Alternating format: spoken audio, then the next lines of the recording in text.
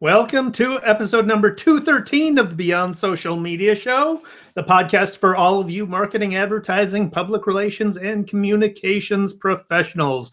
We're recording live on YouTube on December 18, 2017. BL, my co-host, is still recovering from her broken bones. Wish her a speedy recovery. Want her back on the show as soon as possible. BL, get well. We'll be taking next week off for the holidays and return the first week of 2018, hopefully with BL in tow, but we will see. This week's topics include Tweetstorms, friendlier Twitter, convincing flat earthers, noise-canceling twins, Subway salads, Apple's podcast search, Gmail unsubscribes, Facebook domain verifications, the unneutral net, and sad Facebook. We started off with the best as usual, and this week the best story, because my lovely co-host BL OCHMAN is not around to contradict me. I'm saying the best story of the week is Twitter's new Tweetstorm feature. I did a blog post on this, so I'm going to cite myself as the source. Twitter released a new feature, which is the ability to add additional tweets to your original tweet. So you can create a chain of tweets, otherwise known as a tweet storm. This has been a common practice among Twitter users in political Twitter. Basically, the way they do it is they retweet themselves. So you start one tweet, you continue your thought onto another tweet by retweeting that tweet and adding more content to it in a chain of tweets that's called a tweet storm. But with this new feature, Twitter has formalized a practice that people have long already done, and so it's easy to do. And so I've been playing around with it and have come up with some ways to use it to get more exposure for earned media coverage, which is a blog post I did showing you how to do that on my agency's blog at creativepr.com. And I'll put a link to that post in the show notes, as well as the original tweet I used to demonstrate on. Another way you can use this Tweetstorm button is sharing thematically related blog posts. So I did that with my e-strategy trends blog, showing social media related blog posts regarding social media stats that were related. We'll use this for tweet storming articles that we cite in a podcast episode on BS Media Show, and so we've got an example of that we'll show in the show notes. So every show we talk about certain stories, and tweeting those stories, links to those stories in a tweet storm is a way of using that for podcast purposes. As I mentioned, political Twitter has been long using tweet storming, so that will continue, I'm sure. And it's a feature that I'm sure could come in handy at conferences. So if you're at conferences and you're live tweeting conferences, that would be one way of using it. I used it last week when my Minnesota Vikings destroyed the Cincinnati Bengals. Every week during game days, I have a Twitter chat for my Minnesota Vikings game day Twitter chat, and so I use the Tweetstorm button to live tweet the entire game. And so what happens is, the way you get more exposure is when you have a tweet storm. When somebody finds an individual tweet of yours in search or across their feed, there's a show this thread button underneath each of those tweets. And if the user clicks on it, then they're going to find the tweet storm. They're going to find the chain links of tweets, related tweets, and you'll get more exposure that way. So I've got how to do this on the Creative PR blog post that I'll include in the links to the show notes at beyondsocialmediashow.com/213.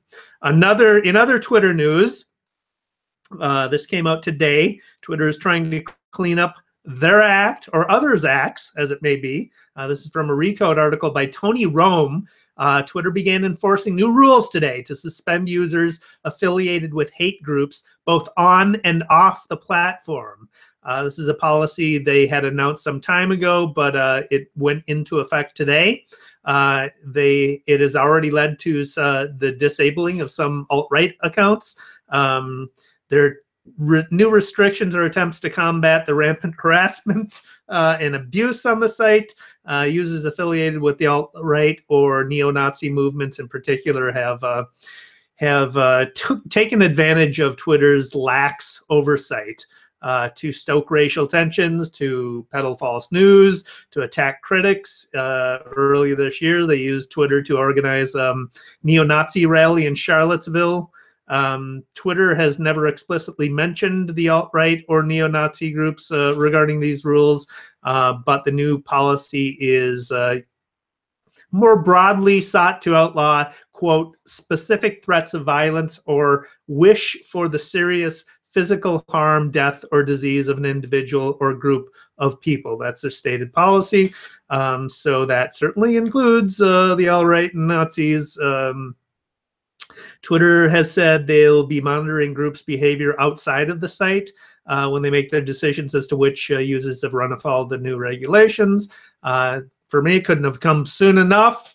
Nazis have a right to spew their venom, but they don't have a right to use Twitter. Twitter, conversely, has a right to protect their interests by making the platform safe for users and advertisers alike. The only questions I have are what took them so long, and has Trump been banned yet?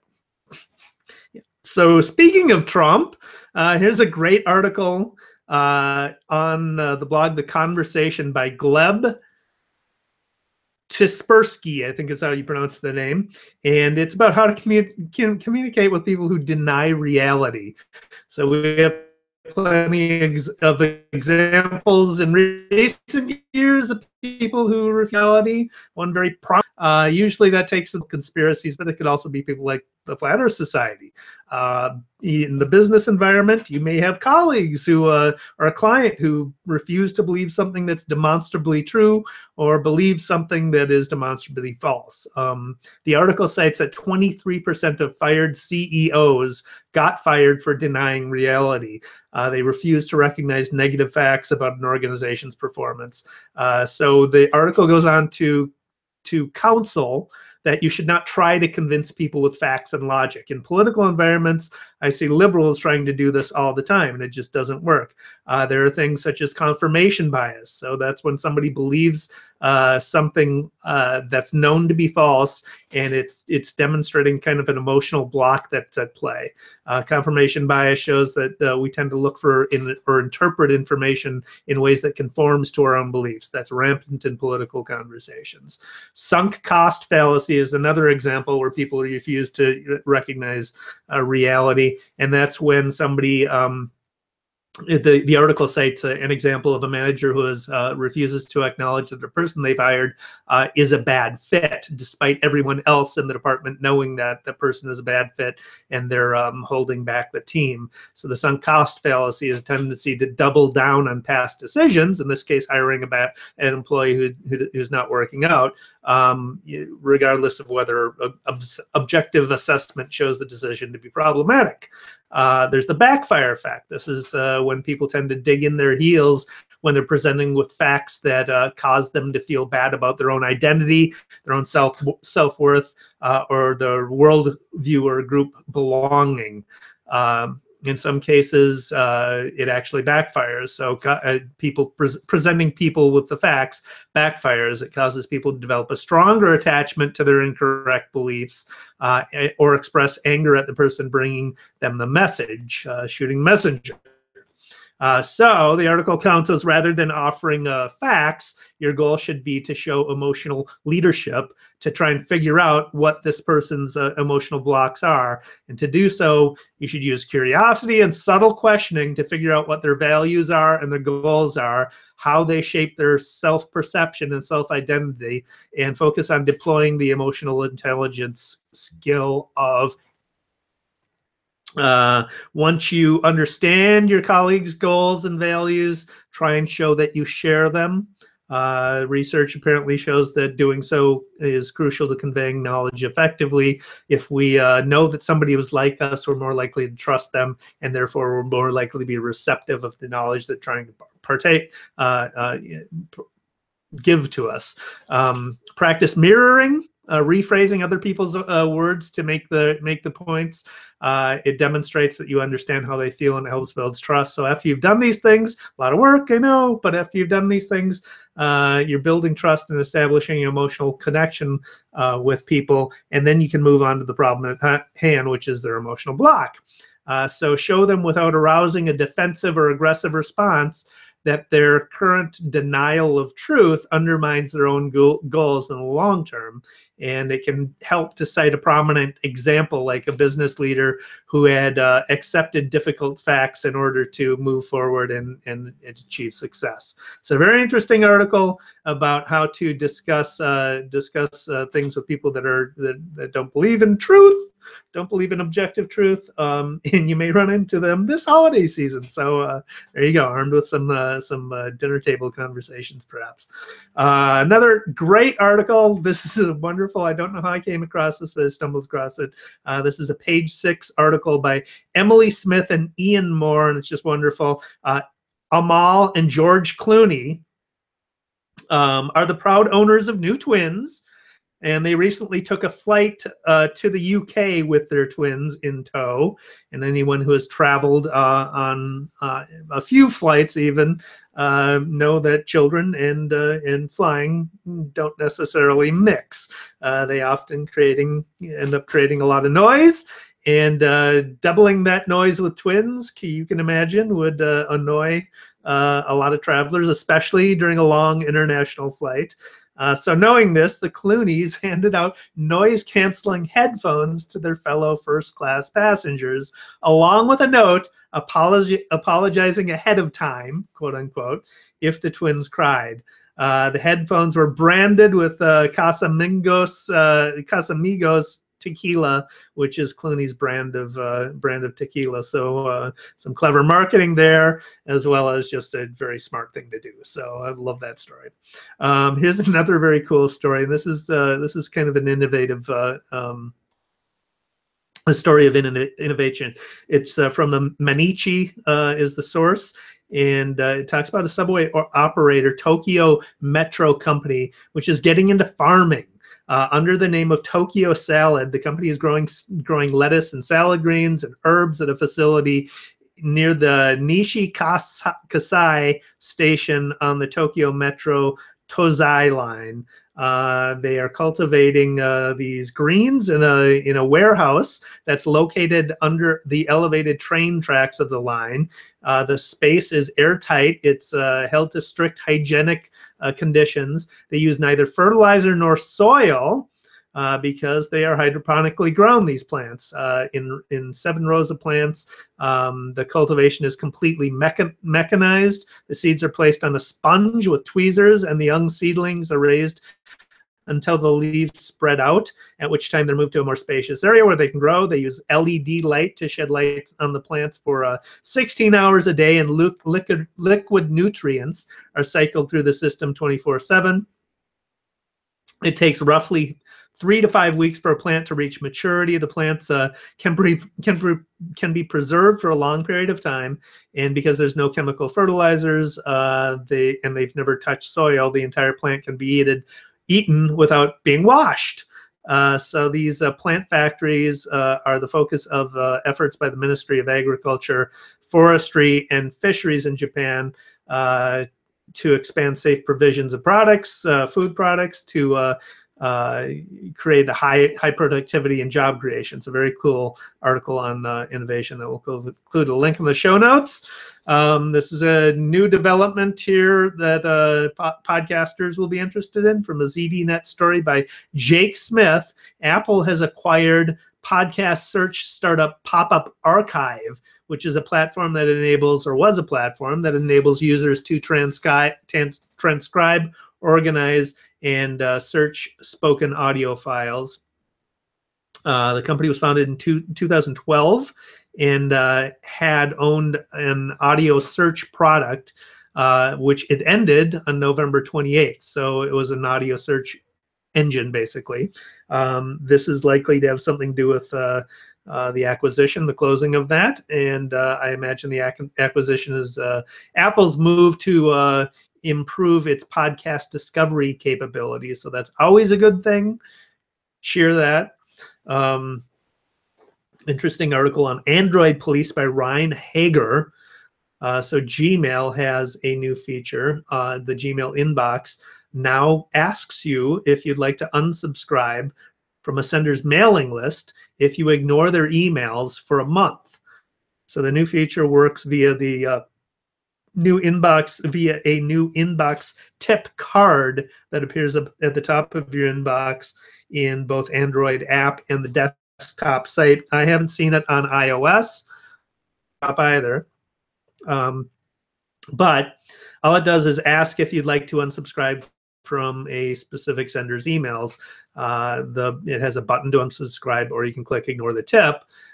So for list owners, what I don't know, what I question is whether list owners will get notifications of the unsubscriptions.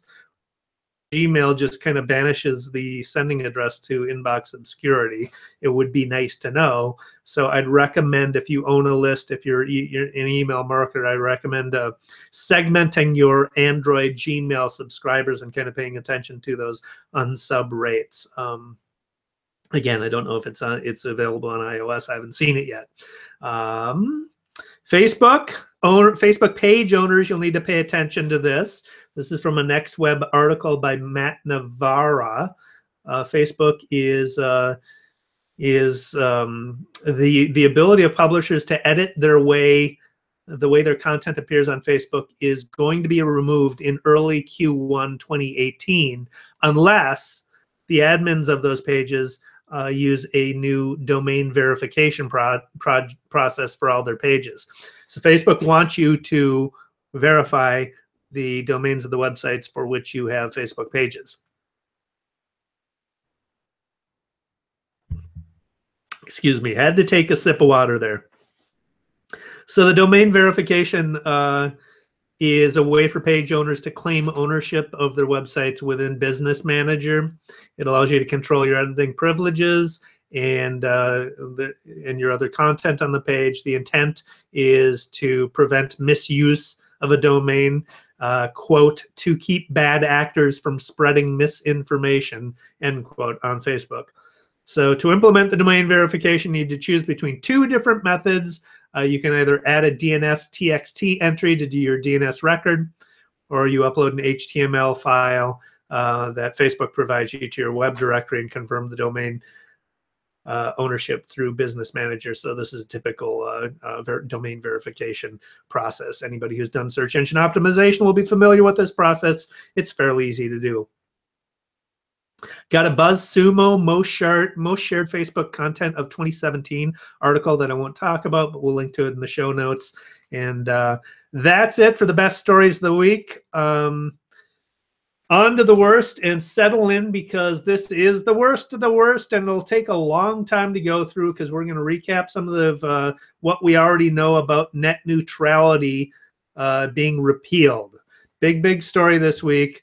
Maybe the biggest story of 2017, and should have a lot of profound implication, which we will get into shortly. But let me take a sip first. Let's start it off with a story on The Verge by T.C. Sotek. So the Federal Communications Commission, as you likely know, voted 3-2 to repeal network neutrality rules. Sotek argues that the death of net neutrality is going to look more like things we've already seen. Data caps, free data for apps, service bundling like AT&T's mobile plan that comes with HBO or T-Mobile offering Netflix. He says these schemes will change the internet slowly and might seem boring, but it will add up over time to ISPs merging with more media companies and owning more content.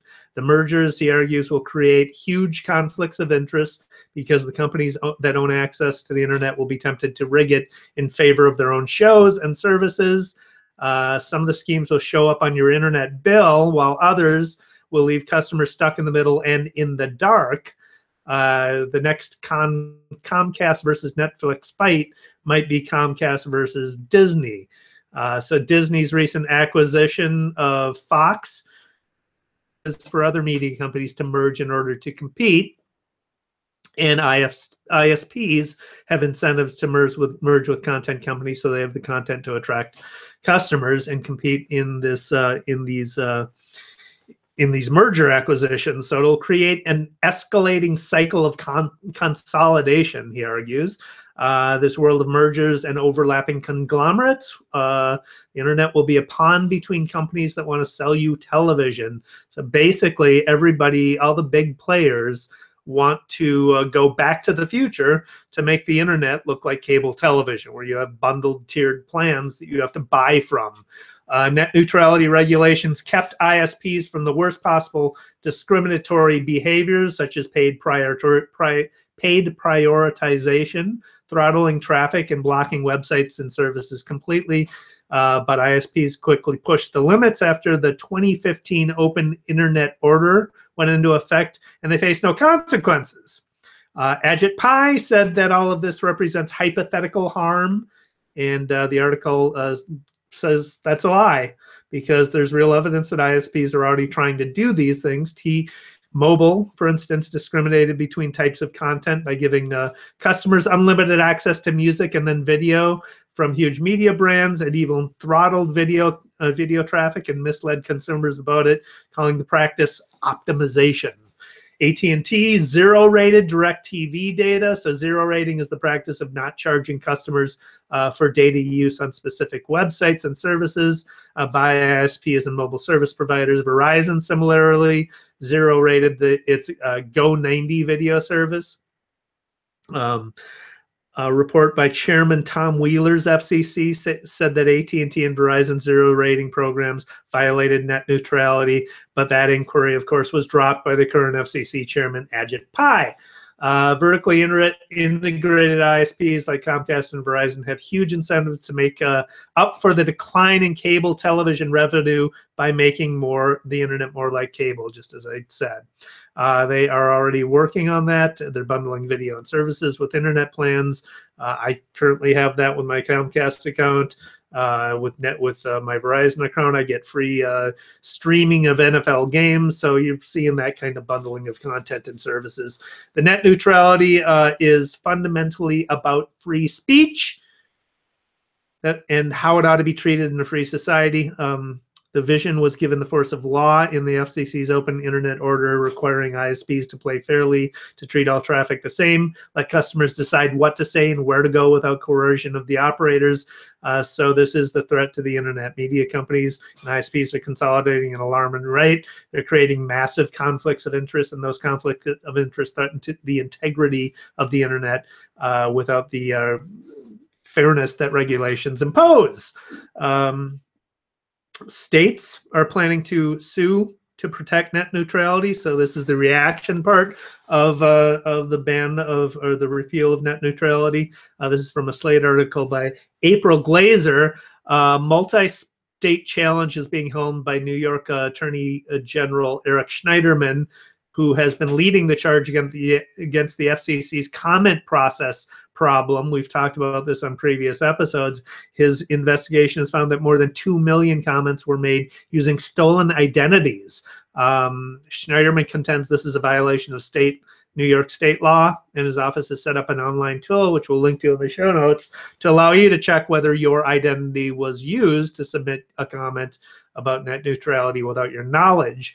Attorneys general from Washington State, Illinois, Kentucky, Pennsylvania, Delaware, Oregon, Vermont, and District of Columbia and Massachusetts have also announced plans to challenge. My state attorney general, Lori Swanson of Minnesota, has not taken a position yet. There's a Reddit thread on urging her to join the challenge, so we'll link to that in the show notes. The Slate article quotes Washington State Attorney General Bob Ferguson saying, there is a strong legal argument that with this action, the federal government violated the Administrative Procedure Act. We will be filing a petition to review in the coming days. So according to that act, our federal regulatory agencies have to engage in public comment process before finalizing new federal policies. But as Schneiderman points out, the process leading up to net neutrality repeal was so ridden with fraud that it might not have given the public a fair shake at airing their concerns.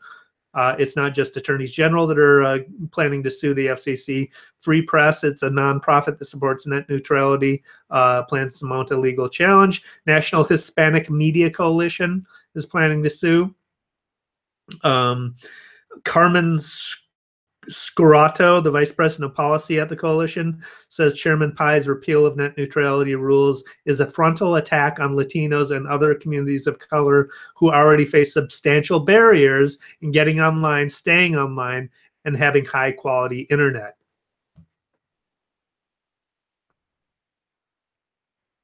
Excuse me, needed a sip. Legal experts say there are numerous holes in Pai's net neutrality repeal. It's not clear that the old rules were actually faulty. His move to wipe them away could be read as arbitrary and capricious, and meaning that the rule might not hold up in court. The important thing to remember, the article points out, is that going to court doesn't mean a judge will grant injunction on the rules. And without injunction, internet providers can still proceed by opening up internet fast lanes, blocking access to websites, while the legal challenges make their ways through the courts. Ajit Pai, of course, trolled net neutrality supporters. This is according to a BGR article by Chris Smith. Released a quote-unquote viral video in which he explains that his plan to restore internet freedom, quote-unquote, is good for us. He posted on a right-wing website called The Daily Caller. It's clearly trying to be a viral video. It's not. It's just misleading. In the video, he says, you'll still be able to gram your food, take selfies with your pets, shop online, binge watch your favorite, or visit your favorite sites and communities, and get your mean game on. But he does not say that your internet provider might be able to charge you extra for some of these services, or offer you tiered services, or charge some internet companies for faster lanes, which in turn would dump the extra costs onto you. Or make it harder or impossible for startups like this podcast to reach significant audiences. And that will be the big loser in this. Small companies, startup companies, or small people who want to build an audience, like starting a podcast, they're the people who are going to lose out in this, because they won't have the wherewithal to get into the fast lane, or they'll be ignored by the conglomerate. So tech companies are reacting to this. This is from a Verge article by Chaim Gartenberg, who rounds up some of the major tech companies are saying. Netflix says, we're disappointed in the decision to gut net neutrality protections that ushered in an unprecedented era of innovation, creativity, and civic engagement. This is the beginning of a longer legal battle. Netflix stands with innovators, large and small, to oppose this misguided FCC order. Mozilla, in a blog post, wrote that the company is, quote, incredibly disappointed that the FCC voted this morning along partisan lines to remove protections for the open internet, end quote, and it urged users to turn to Congress and the courts to continue the fight for an open internet. Google says, we remain committed to the net neutrality policies that enjoyed overwhelming public support, have been approved by the courts, and are working well for every part of the internet economy. We will work with other net neutrality supporters, large and small, to promote strong enforceable protections. And Twitter says the FCC vote to gut net neutrality rules is a body blow to innovation and free expression. We will continue our fight to defend the open internet and reverse this misguided decision. Comcast and Charter, though, want to put the repeal into law. This is another article by Chris Mills of BGR. In a blog post he cites the FCC vote yesterday. Comcast Senior Executive Vice President and Chief Diversity Officer David Cohn wrote, we really must have bipartisan congressional legislation to permanently preserve and solidify net neutrality protections for consumers to provide to provide ongoing uncertainty to ISPs and edge providers alike. So there you go. Excuse me.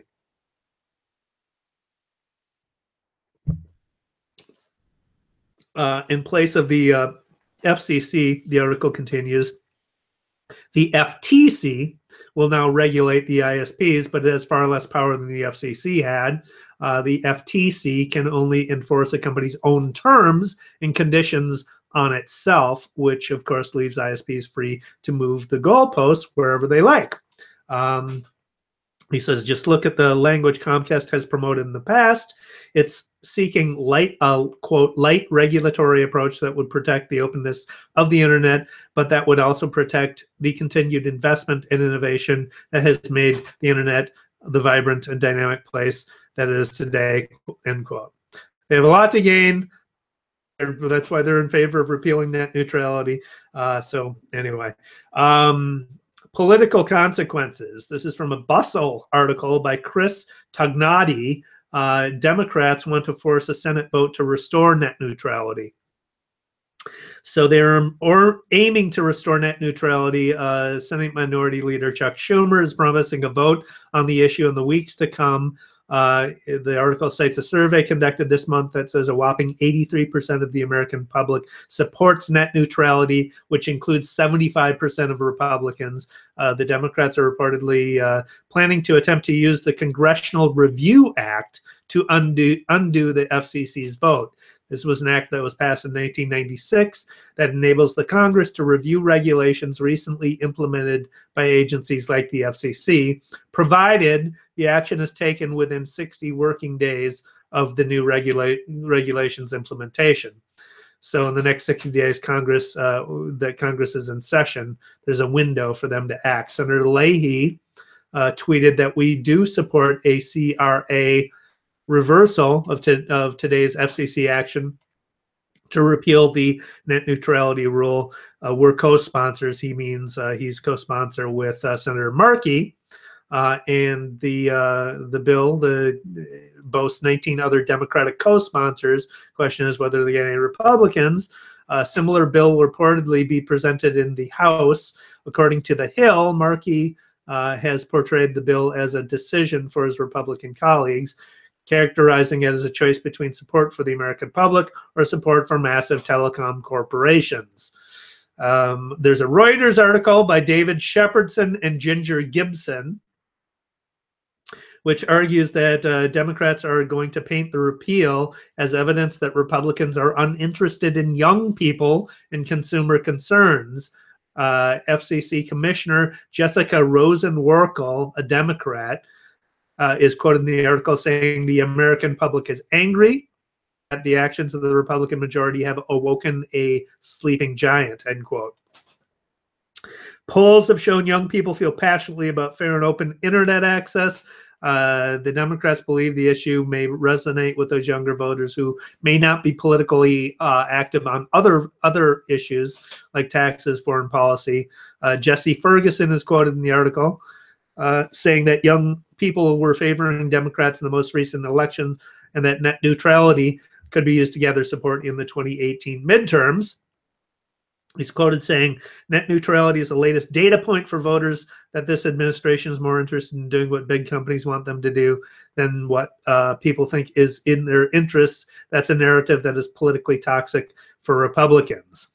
The Verge's TC Sotek has an article on the members of Congress who have sold you out to their ISPs. It lists in searchable tables both Senate and House members of Congress who received funds from ISPs. Not a single Democrat has received money from the ISPs. The Minnesota Republicans, my state, include Jason Lewis, 2nd Congressional District, who received $10,500 from ISPs. Tom Emmers, 6th District Congressional Republican, received $18,500 from ISPs. And my own congressman, my alleged representative, Eric Paulson, 3rd Congressional District, received $50,000 $500. So there you go. Check to see whether your congresspeople received or how much they received from ISPs. Finally, Vice Media has an interesting plan to combat net neutrality repeal. This is from a Business Insider article by Zoe Bernard. Motherboard, the publication by Vice, is building community-owned internet network in its Brooklyn home turf. This is an initiative that's spearheaded by Motherboard's editor-in-chief, Jason Kobler, who has reported extensively on community internet networks in the U.S. He's quoted saying, as a publication, we believe that the internet should remain free and open. Telecom monopolies have made it much more difficult for people to access the internet, especially in rural and underserved communities. So this project was inspired by the success of a Detroit community that built their own internet network earlier this year. According to Kobler, the connection now provides internet to 3 Detroit neighborhoods that were historically ignored by big telecom. Kobler says that in order to connect to the network, users will need only buy a special router, and beyond that, it will be completely free. So Kobler's vision is bigger than providing free internet to a local neighborhood. He hopes to inspire a nationwide movement in light of the net neutrality repeal. The Motherboard post about the project offers a few more details. Motherboard's network will be connected to the real internet and will be backed by fiber from an internet exchange. It will not rely on a traditional ISP. And in hopes of making this project replicable, Motherboard's going to document every step of the process. They will release regular updates and guides along the way, and then next year they'll publish Motherboard's guide to building an ISP, which they plan to be a comprehensive guide to the technical, legal, and political aspects of getting locally owned internet network off the ground. It is important to note that enterprise-level fiber connections can be purchased from the same data centers and internet exchanges that big telecom companies use, and then distributed using point-to-point gigabit radio, which has a ranges of up to 8 miles. So this really is a local-oriented internet. But an interesting development there. So that is the story on net neutrality. You are all up to date on the latest in the net neutrality repeal. Check out those links in the show notes. We'll provide them on BeyondSocialMediaShow.com/213.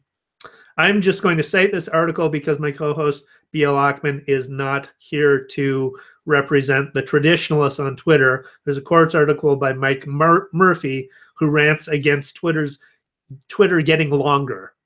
So in a series of 8 long tweets, he explains why Twitter's new Tweetstorm feature is bad.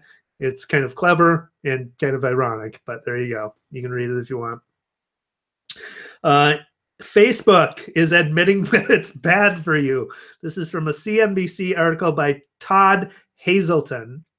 Facebook's director of research, David Ginsburg, and a research scientist, Maura Burke, published a post in which they addressed questions excuse me, about the impact Facebook has on our moods. Sorry, I had to take a sip there. It quotes University of Michigan students randomly assigned to read Facebook for 10 minutes were in a worse mood at the end of the day than students assigned to post or talk to friends on Facebook. And then another quote from the article is a study from UC San Diego and Yale found that people who clicked on about 4 times as many links as the average person who liked twice as many posts reported worse mental health than the average in a survey. So Facebook worked with Carnegie Mellon University for additional insight and found that people who sent or received more messages, comments, and timelines posted reported improvements in social support, depression, and loneliness.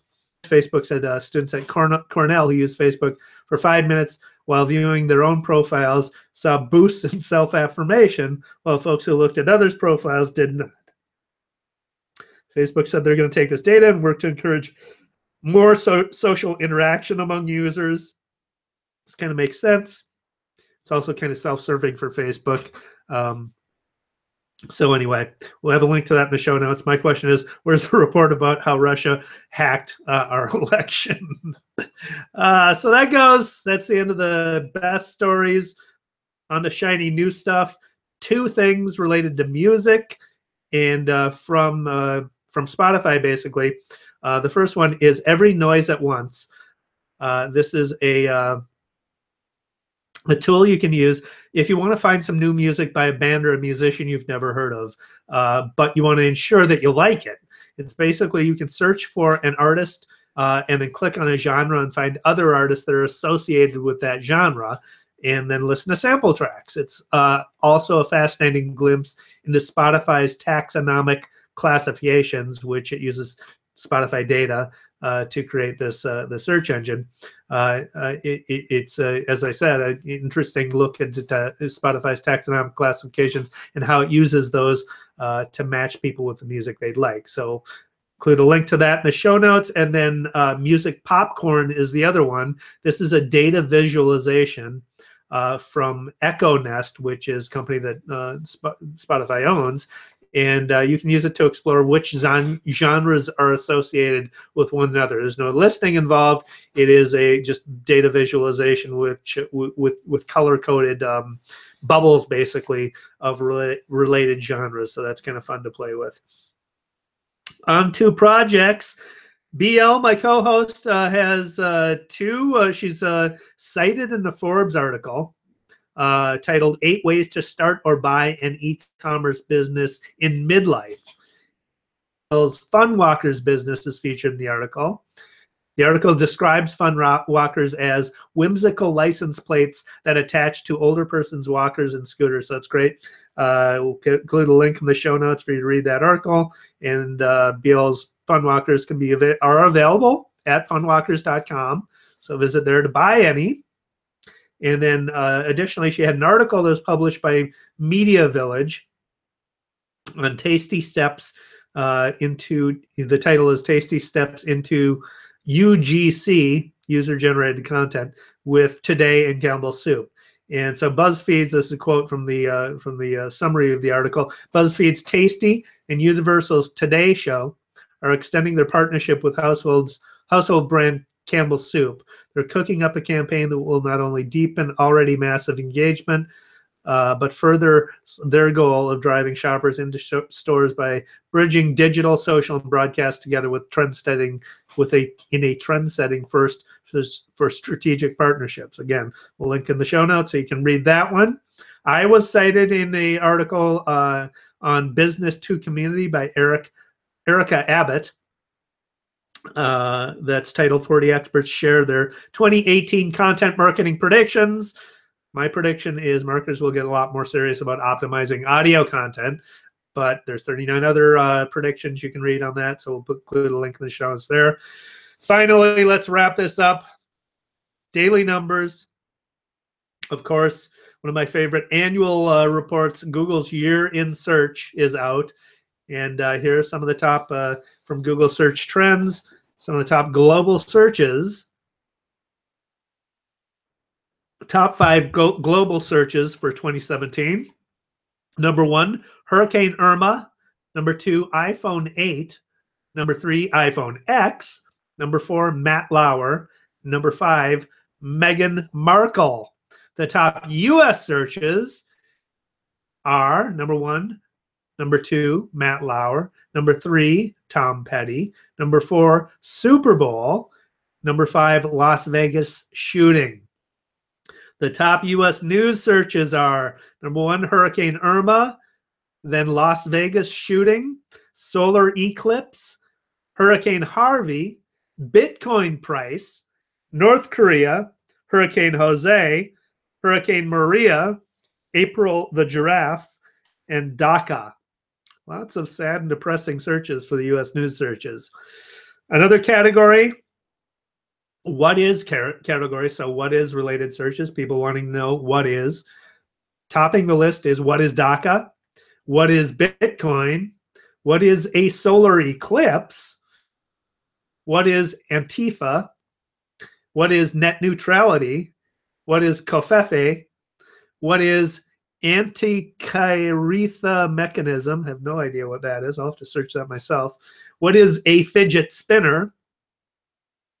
What is the Paris Climate Agreement? And what is a hurricane? Who doesn't know what a hurricane is? Seriously, people. Top how-to searches for 2017. How to make slime. Everybody should know that. How to make solar eclipse glasses. How to watch the solar eclipse. How to watch Mayweather versus McGregor. Really? How to buy Bitcoin. How to freeze your credit. How to solve a Rubik's Cube. How to make a fidget spinner. How to cook a turkey in the oven. And how to screen record. Interesting. Activations. These are protests or social movements. Top amongst them, NFL national anthem protests, Charlottesville protests, Boston free speech rally, UC Berkeley protests, St. Louis protests, airport protests, DC protests, Venezuelan protests, Women's March, May Day protests. Finally, the top TV shows searched for 2017. Drum roll, please. Top amongst them, 13 Reasons Why, followed by Game of Thrones, This Is Us, Iron Fist, Riverdale, Bachelor in Paradise, The Good Doctor, Santa Clara Diet, Big Little Lies, and American Gods. So there you go. That's the last show of 2017. See you on the flip side, 2018. I hope your 2017 was at least prosperous, and I hope it was filled with joy, although 2017 wasn't such a great year. I hope 2018 for all of you listening is much happier, much more prosperous, filled with joy and happiness. Thanks for watching episode 2013 of the Beyond Social Media Show. Thanks for watching throughout the year. We'll have links to everything at the BeyondSocialMediaShow.com/213 for this show. Send me an email at david@bsmediashow.com. I want to hear from our listeners. We don't get a lot of insight into our listeners from our download numbers, our analytics on the website. I want to know who our listeners are. So please send me an email at david@bsmediashow. Tell me who you are. What's your story? Are you an entrepreneur? Do you work at a company? Are you a student? What's your story? Why do you listen? Tell me why you listen to the podcast, what you like, what you don't like about the podcast, and what do you want us to cover? We want this podcast to be useful for you. Are there things that we cover that aren't so beneficial to you? Are there things you wish we would cover? I want to know. So send me an email, david@BeyondSocialMediaShow.com. I promise I will respond to every one of them. You can find us online, BL. My absent co-host, you can find at What's Next on Twitter. Her blog is whatsnextblog.com. She's on YouTube at What's Next Blog. Her company is Funwalkers. You can find Funwalkers at funwalkers.com. You can find me on Twitter at Erickson. My blog is e-strategyblog.com. I also blog at my agency's blog at creativepr.com/blog. I'm on YouTube at eStrategy. The show is at BeyondSocialMediaShow.com. We're on YouTube at Beyond Social Media Show. We're on Twitter at BS Media Show. You can find us on iTunes. We're on Spotify. We're on Stitcher. We're on Google Play Music. We're on iHeartRadio. Just search for us, BeyondSocialMediaShow.com. You'll find us. Until next year, first week of January, we'll be back. We're taking off for the holiday. But until next year, thanks for watching.